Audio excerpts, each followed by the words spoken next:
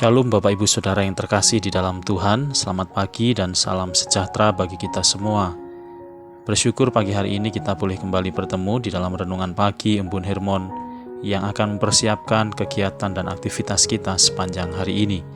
Sebelum kita mendengarkan firman Tuhan, mari kembali kita mohon pimpinan Tuhan di dalam doa. Bapa kami yang ada di dalam surga, terima kasih Tuhan untuk berkat-Mu di dalam kehidupan kami. Kami bersyukur atas kesehatan, kekuatan, hari yang baru, dan nafas kehidupan yang Tuhan anugerahkan kepada kami. Dan saat ini ya Tuhan, sebelum kami memulai aktivitas kami hari ini, kami mau mendasari kehidupan kami dengan merenungkan kebenaran firman-Mu. Kami percaya firman-Mu akan memberi kekuatan iman kepada kami, dan firman-Mu yang akan menjadi pelita bagi setiap langkah hidup kami. Terima kasih Tuhan, berbicaralah kepada setiap kami siap mendengarkannya. Di dalam nama Tuhan Yesus kami berdoa. Amin.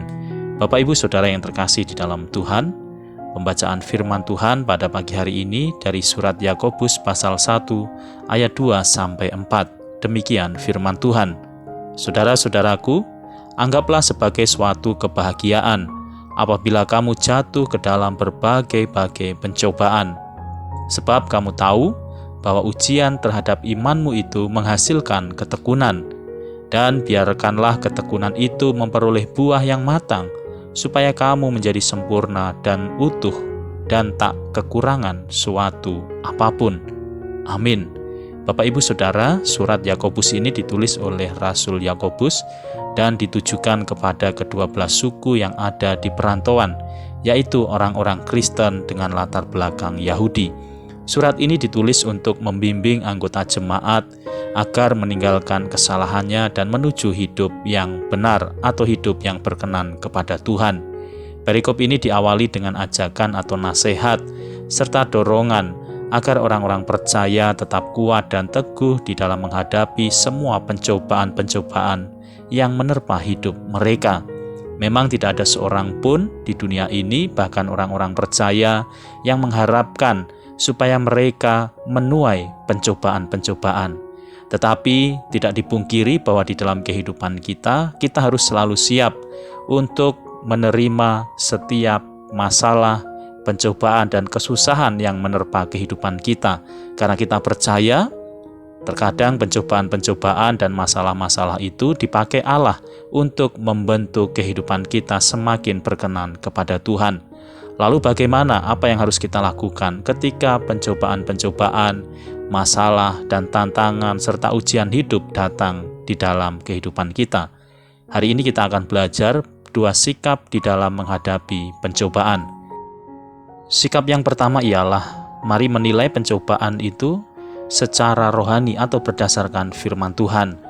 Ketika kita mengalami pencobaan, kesukaran, atau penderitaan yang diizinkan oleh Tuhan untuk menguji iman kita, maka sikap kita adalah menilainya berdasarkan firman Tuhan dan bukan berdasarkan perasaan kita.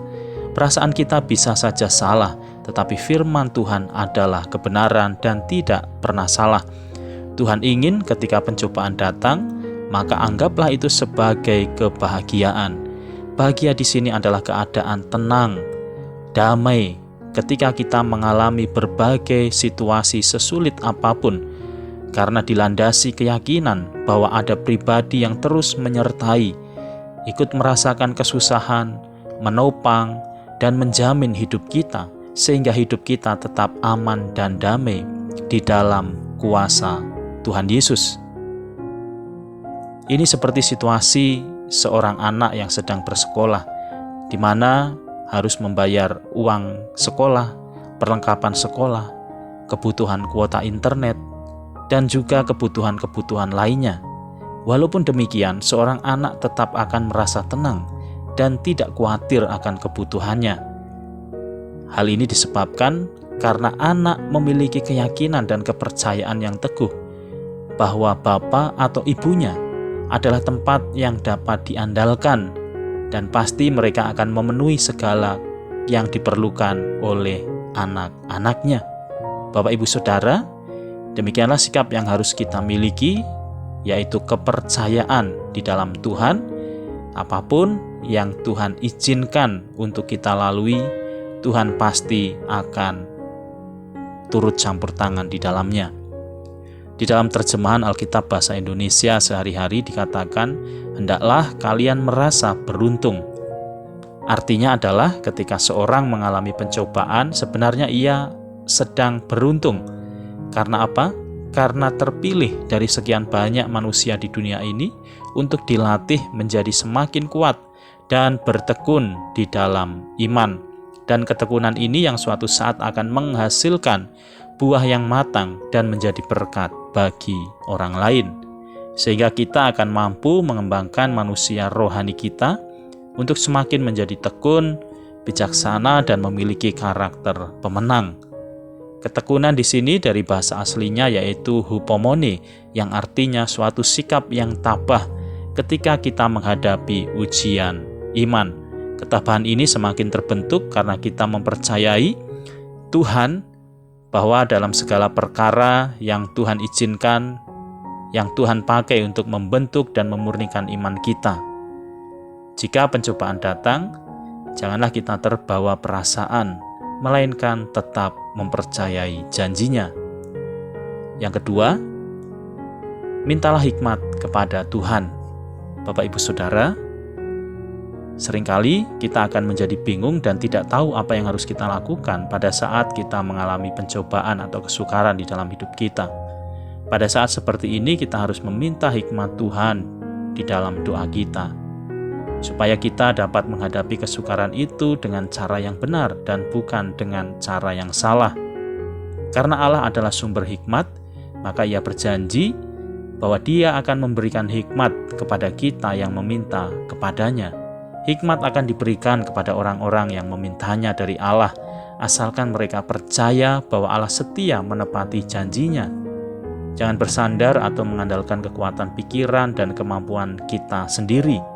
Karena jika kita melakukannya, bisa saja kita menjadi stres atau depresi, sehingga justru kita dapat mencari solusi yang justru membawa kita jatuh di dalam dosa. Marilah kita yakin dengan doa yang telah kita naikkan kepada Tuhan, dan orang yang telah berdoa kepada Tuhan, janganlah bimbang, cemas, atau takut, tetapi dengan penuh keyakinan dia dapat berkata, segala perkara dapat kutanggung di dalam Dia yang memberi kekuatan kepadaku. Bapak Ibu Saudara yang terkasih di dalam Tuhan, inilah janji Tuhan, tidak ada satu perkara pun yang tidak dapat kita atasi ketika kita berjalan bersama-sama dengan Tuhan. Amin. Mari kita berdoa. Bapa di dalam surga, terima kasih atas firman yang boleh menguatkan kami pada pagi hari ini. Di tengah-tengah kesulitan, pencobaan, masalah, dan tantangan yang kami alami, Engkau adalah pribadi yang tidak pernah meninggalkan kami. Kami kuat karena kekuatan yang dari Tuhan, dan kami menang karena Engkaulah yang memberi kemenangan kepada kami. Terima kasih Tuhan, kami menyerahkan kehidupan kami. Sepanjang hari ini kami mohon pimpinan dan penyertaan Tuhan di dalam pelayanan, pekerjaan, pendidikan, keluarga, dan bahkan setiap pergumulan kami. Kami percaya dengan kuat kuasa-Mu, kami yang lemah disembuhkan, kami yang sakit dipulihkan, dan kami yang berduka cita serta mengalami kesusahan diberikan penghiburan dari Roh Kudus. Terima kasih Tuhan. Kami serahkan seluruh aspek kehidupan kami hanya ke dalam tangan kuasa-Mu. Saudara yang dikasihi Tuhan, arahkanlah hatimu kepada Allah dan terimalah berkat-Nya. Tuhan memberkati engkau dan melindungi engkau. Tuhan menyinari engkau dengan wajah-Nya dan memberi engkau kasih karunia. Tuhan menghadapkan wajah-Nya kepadamu dan memberi engkau damai sejahtera. Di dalam nama Tuhan Yesus Kristus, Juru Selamat dan Penebus hidup kami berdoa dan bersyukur. Amin. Saudara yang dikasihi Tuhan, selamat pagi dan selamat beraktivitas. Tetap semangat di dalam Tuhan dan tetap teguh menjalankan firman-Nya.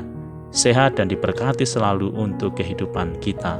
Tuhan Yesus memberkati.